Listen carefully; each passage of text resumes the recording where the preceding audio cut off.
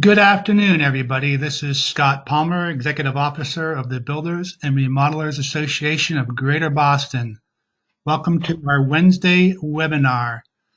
I hope everyone had a nice Thanksgiving weekend, and it's good to be back here in New England. I was down south where it's nice and warm and flowers are blooming, but it's nice to be back in cold and chilly New England. I'm pleased to present Miss Doreen Le May Madden. She's a principal of Lux Lighting, and she's going to present on the technology trends in the lighting industry. This session is being recorded, so we will have it available for playback after the event. If you have any questions, please use either chat or we'll open up the phones after the event for open questions. With that, I turn it over to Ms. Doreen Le May Madden. Oh, thank you, Scott, and I appreciate everyone that's tuning in today. Lighting is such an important part of our existence. I'm very dedicated to educating people on lighting and the latest technology and research for lighting and the effects that it has on us in our day-to-day lives. I mean, light is vital to life. You know, it's as important as air, food, and water. And light and the absence of light actually affect, human vision, health, certain behaviors. And lighting is used to provoke comfort and aesthetics and important components of built environments. Lighting should respond to human needs while minimizing negative environmental impacts. And lighting really should be a priority at the onset of any design and should be maintained throughout the construction process. It's a very detailed, step-by-step integration with the architect, builders, designers, owners. So what is quality lighting? Again, this is what I was indicating just a minute ago. And, again, the economics, the energy efficiency, and the environment is also another important aspect that needs to be addressed, along with the human needs. I'm very, very, very dedicated to the latest research on the physiological and psychological effects of lighting, as it is very important to us. And of course, lighting should enhance the architecture and any other building details that are key to promoting a beautiful aesthetic. So an integration of all of these components equals quality lighting. And of course, addressing the owner's needs, wishes, desires, whatever they like to have about the lighting, because lighting is a very personal thing. It's a universal response, but we also have a very personal relationship with lighting. As you may, learn from dealing with different types of clients. So the important thing is to determine what the client's needs are and to meet those needs. And education to everyone in the industry and also education to the client is key in making better decisions for the lighting design. And I'd like to talk a little bit about what's new, what's happening in the lighting industry, what are the latest buzzwords and new products and so forth. And these are some technology that has come into play that is getting more and more prevalent, and people are responding to these for, again, both high-end residential, multifamily residential, and also commercial. We all know about LED and light sources and so forth, but they're becoming smarter. They're becoming much better as far as the quality for color rendering, dimmability, control, glare control as well, and the color that is very reminiscent of incandescent. There are still different levels of quality out there, and my heart goes out to people that aren't really up on the latest technology, and most aren't, because there's very bad quality LED out there that can affect you. So I'd like to talk a little bit about that. And then also control systems are getting smarter, they're getting more user-friendly. We'll talk about that. Smart lighting and smart homes, what is happening with that? People are really responding to this very, very strongly.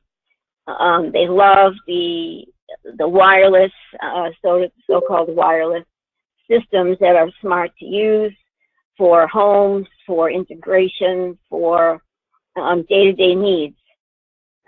Tunable white lighting is becoming more and more interest is shown, even though it's still quite expensive, but it does have its place, and people are asking about that more and more. And then also warm dimming, what is happening with these types of light sources, LED. And then we'll talk a little bit about lighting techniques for human response, which, again, the latest research is indicating different types of lighting effects for different types of response for not only actions and responses, but also for health. Resilient lighting, that's becoming more and more of an interest, probably because of people's concerns about, losing, people like to have backup, and resilient lighting is a type of lighting that would be there for you if, anything did happen that you happen to lose your connectivity to wired electrical lighting. And then the Internet of Things, that's becoming more and more into play for best smart lighting systems, intelligent systems that are, again, integrating not only lighting, but also other components. And so this is growing at a very fast pace, and, we're still pretty much in the infancy of this, but there's some great information about that. And then lighting and seeing for the aging eye, that's becoming more and more prevalent for many types of projects. So we'll talk a little bit about that as well. So as far as the LED lighting and systems, the appealing attributes, obviously are the efficiency and energy savings that it offers. The dimmability, which again, it's very, very important to have the proper dimmer for the proper LED fixture. This takes a little bit of research and connection with the manufacturers to make sure that you are aware of what type of driver, otherwise called transformers, but technically it should be called a driver for LED. What type of drivers are used? There's magnetic low voltage, there's electronic low voltage, there's 0 to 10 volt. And the drivers, will respond to certain type of dimmers. So it's very important to, have this information so that the dimmability is working properly. Warm dimming is basically LED light sources that get warmer as they dim, similar to incandescent. Incandescent gets very yellow, orangey when it's dimmed.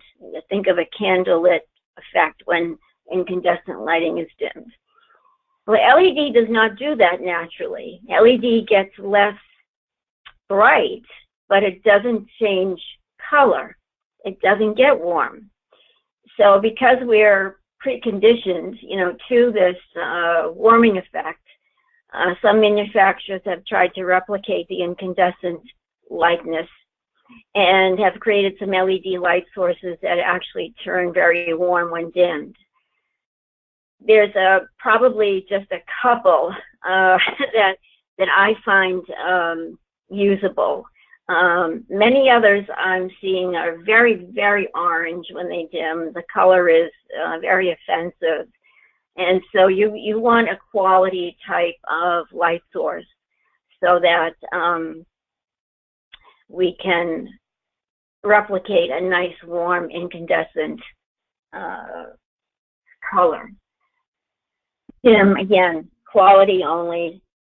And then low maintenance, people love the low maintenance features. However, it's not truly low maintenance if again, the lighting system is not specified properly. For instance, the wrong dimmer can totally ruin your driver, which will then turn off the whole lighting system.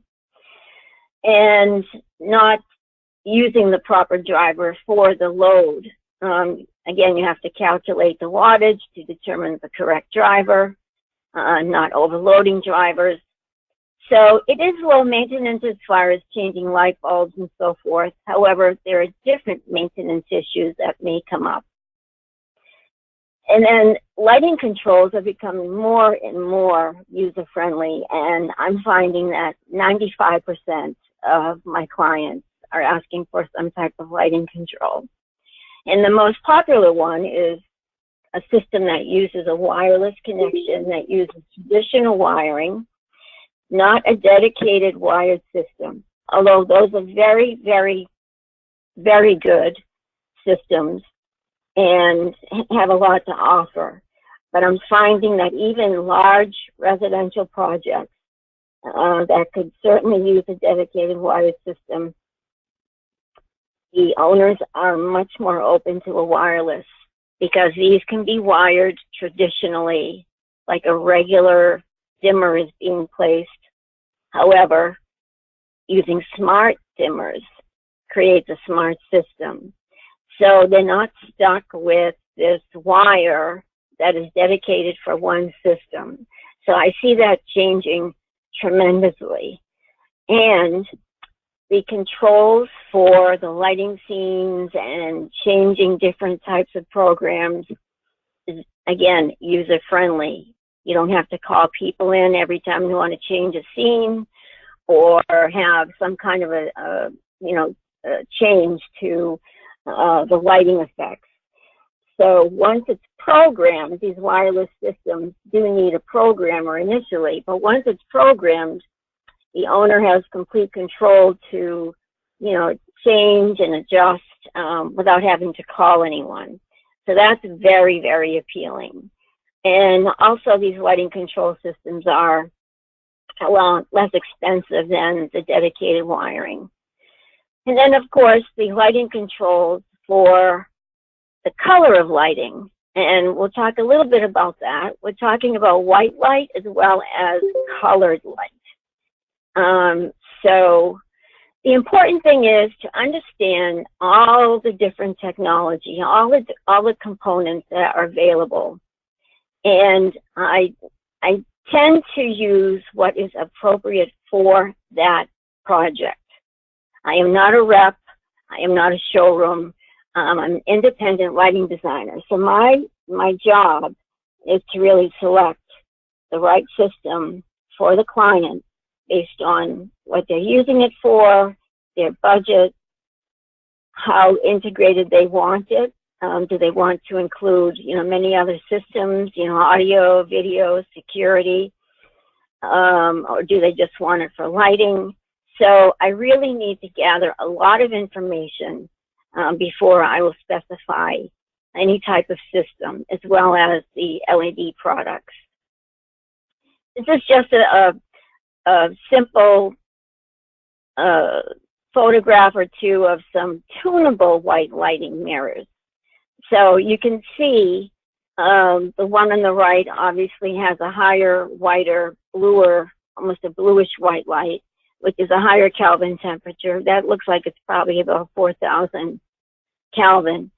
And then just by tuning the dial that comes with these fixtures, you can get a very warm, low that looks like it's about 2,000 Kelvin on the left. So this is the same exact fixture, but the tunable white light, again, gives you the soft glow that you want when needed, or bright white light as needed. And the lower right is more of a touch sensor for tunable, so you're just touching that circle to get the color that you want. So again, these systems are, throughout for these mirrors, cove lighting, different types of light sources that can screw into fixtures. And the dedicated systems like these mirrors and cove lighting and so forth are still a little bit high in cost, but people are getting to really appreciate the change of scene just by changing the color of white light. So you're not only dimming, but you're also just changing the intensity and color, which truly affects your sense of energy, relaxation, all within the same room. Integrated lighting. Again, integrated lighting means into the structure. So as you can see, there's minimal decorative lighting. We have cove lighting where, again, the cove was designed to house this linear LED light, and it needed to be the right type of linear LED light so that we could surely light up that room. We have step lighting that's integrated into the wall on the far right. And then we have recessed lighting, which is also a form of integrated lighting. And then up lighting above the cabinetry, again, more integrated lighting. So the space is lit, and the reason why this is important is because it's a timeless look, and the building is becoming the lighting fixture. It's the most appealing way, if possible. Again, these are, I'm sorry, that's a little bit more of a detail for integrated lighting as well. Just having that detail on the ceiling alone just creates a whole different type of space. That ceiling was a flat ceiling, and I recommended having some type of detail to the architect for some uplighting. And again, it just transformed the whole room.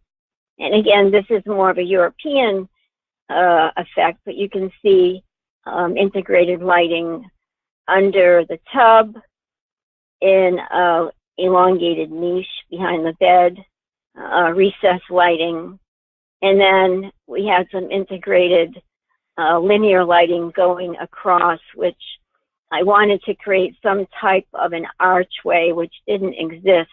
This was entering into another important space, but there was nothing on the ceiling to create that entryway. So I used lighting to create the entry.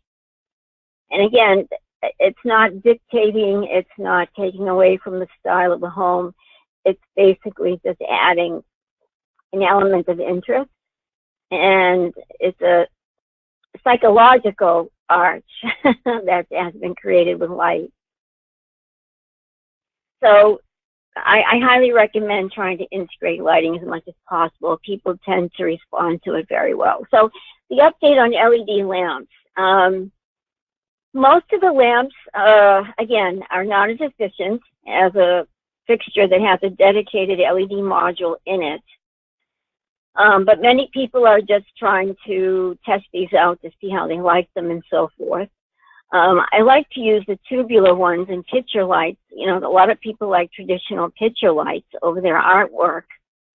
And the incandescent versions that were used previously were basically baking the art. Very, very bad. A lot of IR. Incandescent is 85% heat and 15% light. So these, beautiful art pieces are getting ruined in the past from all the incandescent lighting. And then people were even trying to use fluorescent lighting, which had a lot of UV in it. So the UV is also very, very harmful to art. But just so you know, because of the universal use of LED, some of the nomenclature for light sources have been changing. So for instance, a small G16.5 lamp, which is a small round lamp, you've seen them in, makeup lights, for instance. They call them Hollywood light strips. These are very small round lamps. Well, you may see them now listed as G45 instead of the G16.5. Now, for the US, the G16.5 actually means the lamp is about 2 inches diameter. So whatever number follows the letter you divide by 8, and that gives you the diameter. However, due to the metric systems now being used, the G45 is indicating the millimeters instead of the inches. So that's a change that I see happening, and I think it's due to the, again, universal use of LEDs and the making of them in other countries. The bases, of course, remain the same. That's very important. You have to make sure the base will fit into the socket that's in the fixture. But again, we do see, this is a newer thing that's happening, is that we're seeing now LED replacement for fluorescent. That's becoming more and more prevalent. Even though fluorescent is energy efficient, people prefer the LED because, again, it's more incandescent-like in color. So these replacement fluorescents are now being replaced with replacement LEDs. And some of the physiological responses that we are finding, we've always suspected and known some of this, but you may hear that LED has some type of an effect on the retina, which is not unusual for a light source in general. So, for instance, same concept as looking at the sun. You're not supposed to look directly at the sun. It can damage your eyes. If you look into any bright point light source, again, that is very dangerous for your eyes. And an LED is definitely very harsh, and it's such a small, bright pinpoint that you can indeed have some kind of effect and damage to the retina. However, most people would not choose to do this, but one installation that is of concern are streetlights. Many of the streetlights don't have proper lensing, so that you do see the very intense hot spots in the streetlights. And it just irks me because a lot of times these streetlights can have some type of a glare control, either with a lens or some type of a hood on the fixture, just so that it isn't as glary and, just offensive, especially when you're driving, which affects the older eye even more, which we'll talk about in a little bit. So that's one thing that, people have been talking about lately. And then another very, very, very popular topic is the circadian rhythm. Circadian rhythm obviously is the increase and decrease of melatonin in your body, which is affected by light. So in the morning, during the day, your melatonin is low, and as it gets darker, your melatonin rises, and that's what makes you relaxed and able to sleep. They are finding with the new LED technology of dimming and the tunable white light, which gives you the warm light as well as the bright light, is a very interesting technology to use for a circadian lighting system. So we'll talk a little bit about that. That is being tested currently in Sweden. And then chromotherapy and healing. This has always been something that I have envisioned, and it's getting to be more and more researched, and more data is being available to us through all of these tests and research. It's still considered a bit of pseudoscience. However, they are finding definite responses to colored light. There's even one manufacturer who's making fixtures for hospitals, and these fixtures can change color, and the patient can choose the color that they wish to relax in. And I am hoping that this manufacturer has excellent data because I would love to learn about colors that are chosen by certain patients pertaining to their ailments. I think that would be very interesting to learn about. So the circadian rhythm research, indicates, again, exposure to blue-white light in the early AM increases earlier sleep time. So you get a boost of energy from blue-white light. And then afternoon exposure to warm tones of light rejuvenates and balances that tiredness, especially after lunchtime. A lot of people feel that sluggishness from 2 to 3 o'clock. Well, they're finding that the warmer tones of light actually balances this. And, I've always used nature as my influence for my lighting designs. However, this is really showing that it is an important aspect. So the Swedish Healthy Home Project, which is working in conjunction with Lund University and the Swedish Energy Agency, using a daisimeter, which basically collects data for the amount of light that you have been exposed to for the whole day.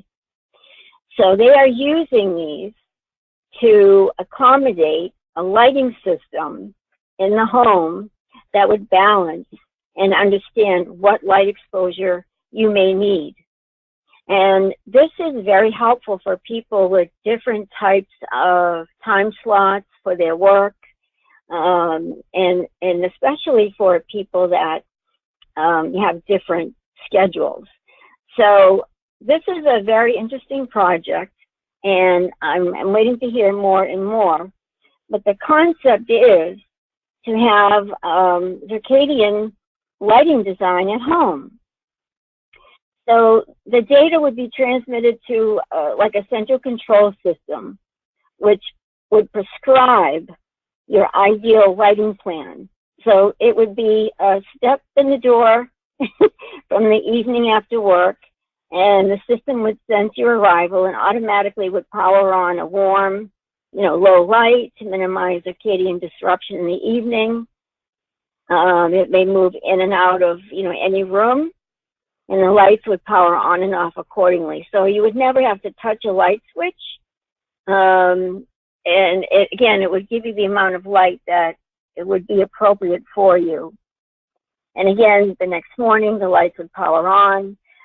So this is a system that they are, again, working on in Sweden, and it's all about health. It's all about living healthy, and not only energy saving, but you have to think of energy saving as an added benefit.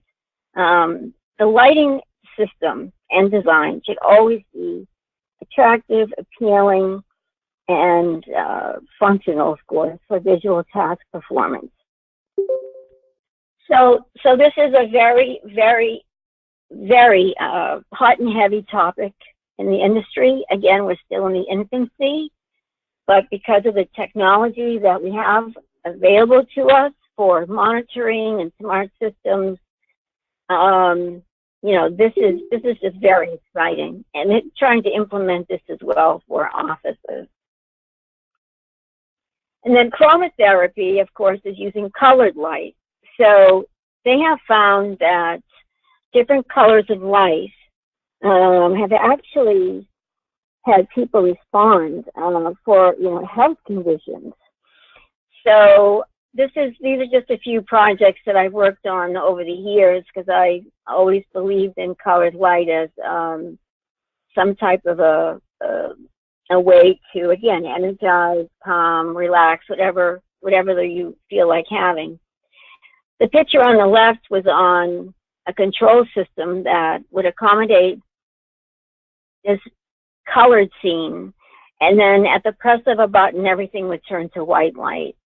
So the client had an option of having this dramatic, party-like scene, or with a white lighting scene, it would be very neutral. And then on the right, these are just different slides of a large shower that offered color changing light within the shower, which I have done many times. for clients that like that spa-like feel, and they have responded to it very positively. So what they're finding is some pretty good research that's going on, and there's been definite I would say promise for green light to be used for pain control. There have been people that have been tested with green lighting, exposure to green light for certain periods of the day, and it has indeed, in some instances, eliminated, for instance, migraine headaches in some people that would constantly get them, and other pain relief. So this is a very promising thing here. Red light has found to be useful for skin care and wound healing. The most attractive light that people seem to really just be attracted to and love is blue light. And blue light seems to have a lot of positive benefits. There was one research that took place with Alzheimer's patients. I guess Alzheimer's patients don't sleep very well, and they were all given a cap with blue LED lighting under the visor. So they were exposed to blue light a good segment of the day. And then at night, they found that the Alzheimer's patients are actually sleeping through the night. So this is a very, very strong response. And they also are finding that it does reduce stress. It reduces disruptive behavior. They've done research with prison inmates that were disruptive type, I guess, personalities. And then they have seen that it reduces cortisol. Now, this was done on a few people that had a 20-minute room stay in blue saturated light, and cortisol levels lessened after that 20 minutes. So that's a pretty strong research result. And also they have found that yellow light helps digestion and assists metabolism. And then pink reduces aggressiveness. So I would say that there's a lot of promise here for the use of chromotherapy. The research has started long before US in European countries. I know Israel also was having a lot of research. About 15 years ago, they started research on this. But now you're finding more and more of it being done in this country, which I think is, very positive. And I look forward to, keeping up on this. I mean, what I envision is, I know that people have spas in their home, saunas in their home. I mean, I don't see any reason why we can't bring in chromotherapy in these types of spaces, because people would surely benefit from it, and it would be an optional thing for them. And with the LED lighting systems, it's a very easy component to integrate into these types of rooms. Another important aspect of the lighting design for quality is for the aging eye. We have a lot of baby boomers that are contacting us, and there's different. Someone just asked about the 20 minutes that I mentioned before. That was done on a research for the blue light, and this was a 20-minute room stay in blue light. So if the cortisol level reduced in 20 minutes, then I would say that it would definitely reduce your stress, reduce, any type of disruptive behavior, because your cortisol is obviously produced from stress. So I would say at least 20 minutes I know for seasonal affective disorder, if you are exposed to white light for at least 20 minutes, 10,000 lux per day, which is 1,000 foot candles, that is also a huge benefit for people with seasonal affective disorder. So 20 minutes seems to be the minimum. And as far as the caps, I don't know where you can get them. I think they were just kind of made, for this type of research. But I think that you could definitely make one. You could buy a cap and get a very small linear flat tape LED that would be battery operated and somehow have it on the cap or in the cap. I can try to find out about it, but I don't think it was something that I think it was made for this particular research. So back to the glare and color. So lighting for the aging eye. The aging eye is very, very, very susceptible to glare. And one of my pet peeves, which has nothing to do with residential lighting design, but it has to do with gas stations. I mean, you see in the city and other areas, some gas stations that are just so overly lit. And I understand that, people have to see and so forth. But instead of putting the light where you need it, the whole entire gas station lot is lit so brightly.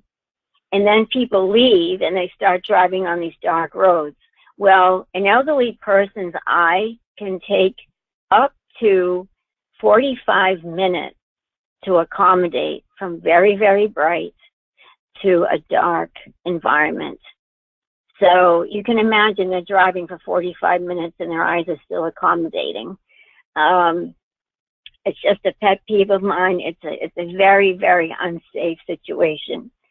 So if you do see any type of gas station that's overly bright, it could be considered light pollution. So I've run into this a few times where they've actually had to adjust the light levels and change their lighting because people in the vicinity, did not like it. So the neighborhood basically complained about it. But there's 4 different types of glare that we have to think of. And as a lighting architect, I have to think about this consistently for everyone. Just the aging eye is a little bit more sensitive to it. So direct glare is basically unshielded light from any type of light source. So it's directed at you. Reflected glare is from any type of finish, such as glossy counters or stainless steel desks or some type of finish that is reflecting, and based on the light source, it can be reflecting right off of that finish into your eye. So placement of the light and the type of light distribution is key to not have reflected light causing glare. Discomfort glare is subjective. However, you do experience a little bit of discomfort. For instance, you'd be shifting around in your chair and trying to get comfortable, and something is always irritating you. Again, this can happen in a home office, it can happen in the kitchen, it can happen if your layout has recessed lights right over your head in a home theater or family room or living room. That's another pet peeve of mine, is that you don't light a whole room with recessed lights. You have to think of where the light should be and light that, and then you will feel the room is lit well. Grids of recessed lights is not the way to light a room. Disability, that's when light is actually scattered across the retina and you just can't see. Think of driving into a sunset. That is disability glare.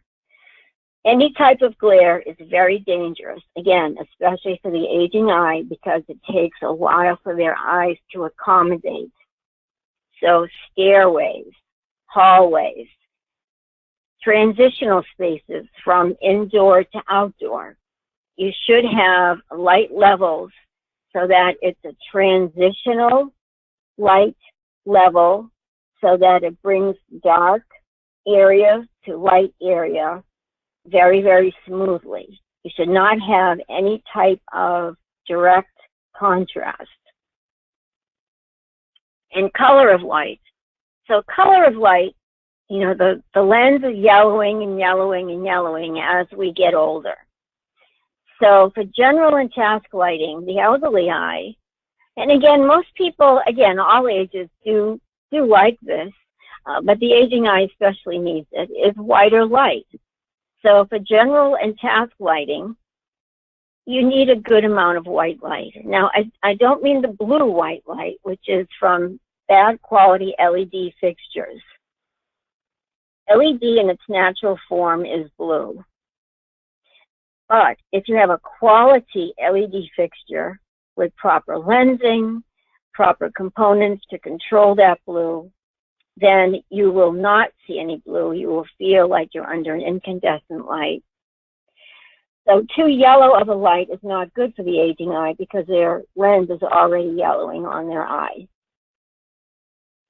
And the use of night lights is very, very good idea. I use night lights all the time for any type of residential project. I usually use them on a sensor so that in the middle of the night, if someone gets up, they have a small path of night lights without having to put lights on. Again, that does affect your circadian rhythm if you're affected by bright light in the middle of the night. Light to dark, it can jolt you. However, night lights for aging eye, they should always be amber light. Amber light does not interfere with your circadian rhythm and your sleep pattern. So it's very important to consider who you're designing for, what the ages are of the people, and affecting any type of sleep pattern is just not healthy. So in general, amber night lights is really the way to go. A little light goes a long way at night. You don't have to have bright light to see where you're going. And then, of course, I just wanted to mention there are always standard good practices. Nothing has changed here. You know, avoid glare, you know, from under cabinet lighting. Choose portable luminaires with proper light distribution and position them properly. You can see just the bottom there, that socket. You know, the socket in the fixture affects the light distribution. You can see the one on the left does nothing for reading. The one on the right is proper for reading. So these are just standard good practices. Nothing has changed here. Again, the position of the light is key, and the photometric report indicating the light distribution from the fixture is also key. Integrated lighting, again, natural light. So we want to get a feel for natural lighting, again, for comfort, for circadian rhythm, for relaxation, but we need it to also be functional. So again, these are timeless effects that, you know, will always be appealing. Sensors and daylighting, this is another important thing that people are just really getting in love with, is not only sensors for on and off, but sensors that also have sensors for the amount of light in the room. So this room gets a lot of daylighting during the day, obviously, not at night. And the fixture is dimming, you know, based on the amount of daylighting. So you can see the fixture is probably at, you know, 50% right now. And it's based on the amount of light that's coming in. And again, this is very efficient. And, just people just love the natural way, that the lighting works with day lighting. Electric lighting is very easy to attach to a day lighting sensor to get the great effects for not only ambiance, but also for energy efficiency. And then art lighting, again, art lighting using LED is tremendous. LED has no UV, no IR, so there's no heat, there's no UV ruining the artwork. And with clients that do collect a lot of artwork, just lighting the artwork creates the lighting for the room.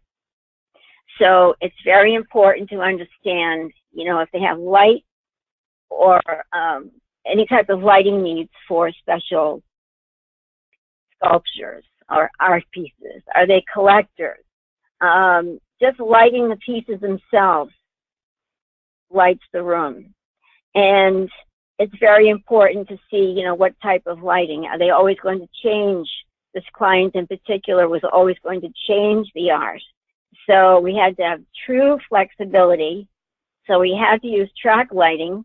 Again, this is all LED, dimmable.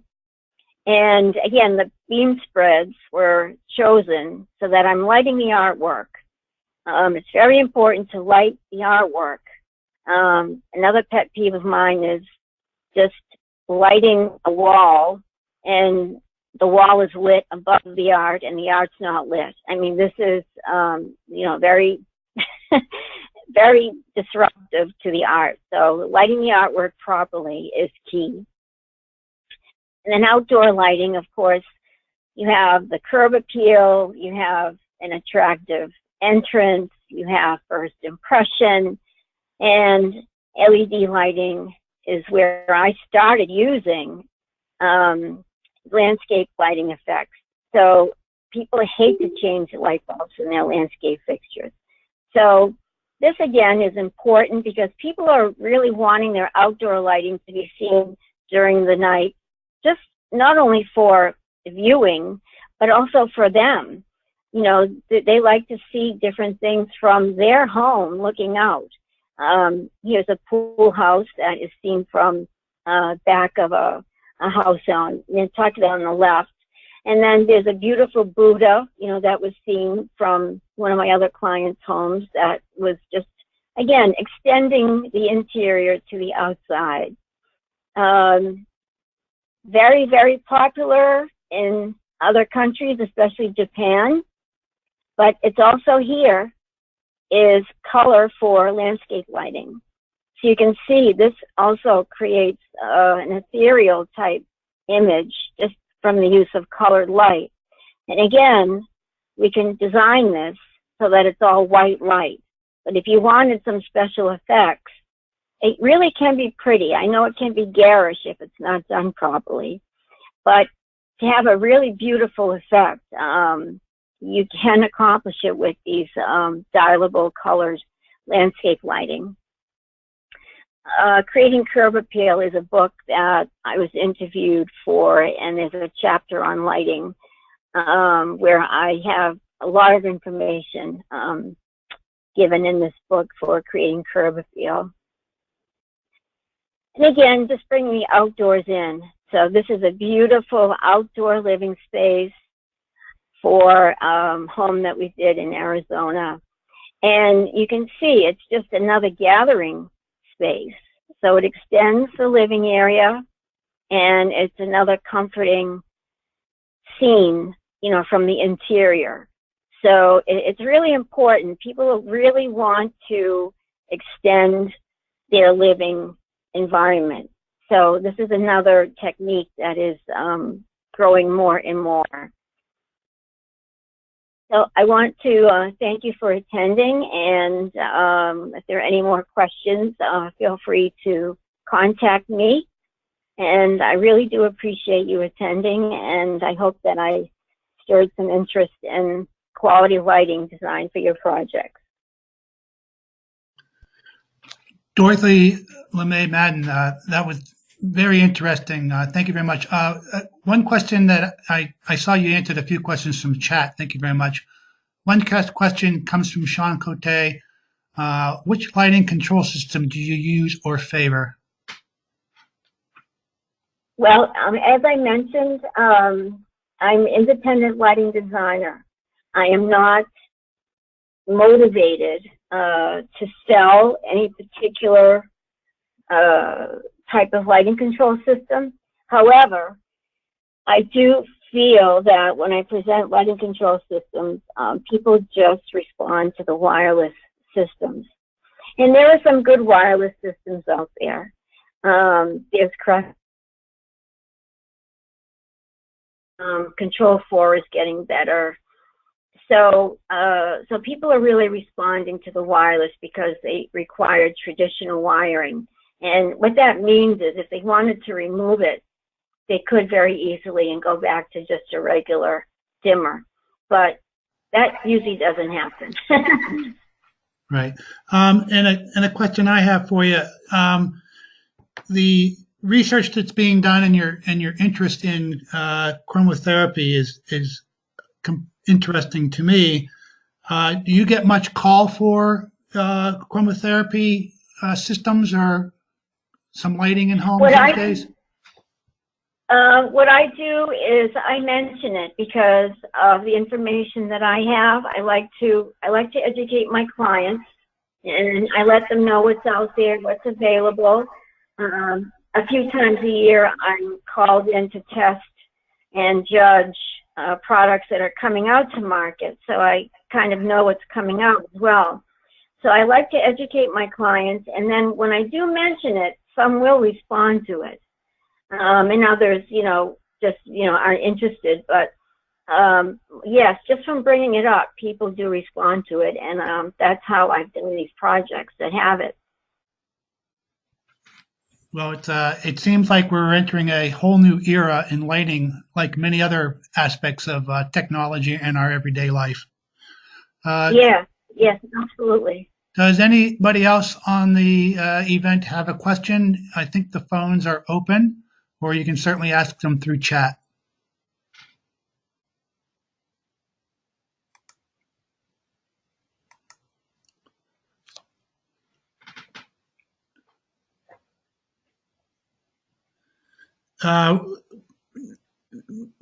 Doreen, excuse me. What do you think is the biggest trend you're seeing? Wireless conversions? Yes, that is very, very popular now because they are very user friendly. They're not over engineered. People don't want these systems that they're afraid to use. They're just tired of it. They're tired of systems that require someone to come in and reprogram. So these wireless systems, are pretty like open. They're open architecture, non-proprietary. They have cloud connectivity. They're scalable. They can add things, as things become more readily available to integrate. So yes, I see that as being almost a standard now. So yes, I do think that smart homes are really the most appealing thing right now. And in my driving around the greater Boston real estate landscape, I also see, I would think, more exterior lighting design also, which yes. some of it's quite astounding actually. So that's good. Yes. Yes, I have a client that has many multi-home properties, and you wouldn't think that, the exterior lighting would be of concern, but he's doing more and more of it. Right. Yeah.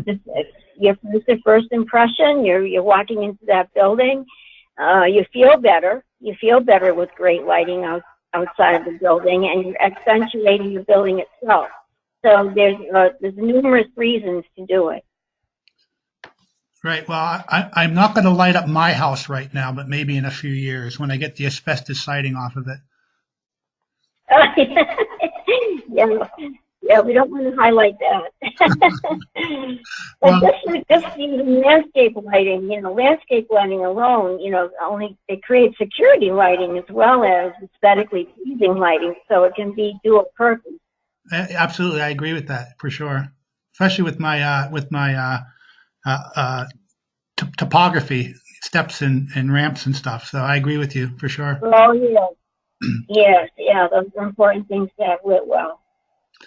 All right. Well, I thank you for your time, and I thank everybody for being on this call. I found it very informative. I hope you do too. And Doreen Le May Madden, I do appreciate your time. So thank you very much.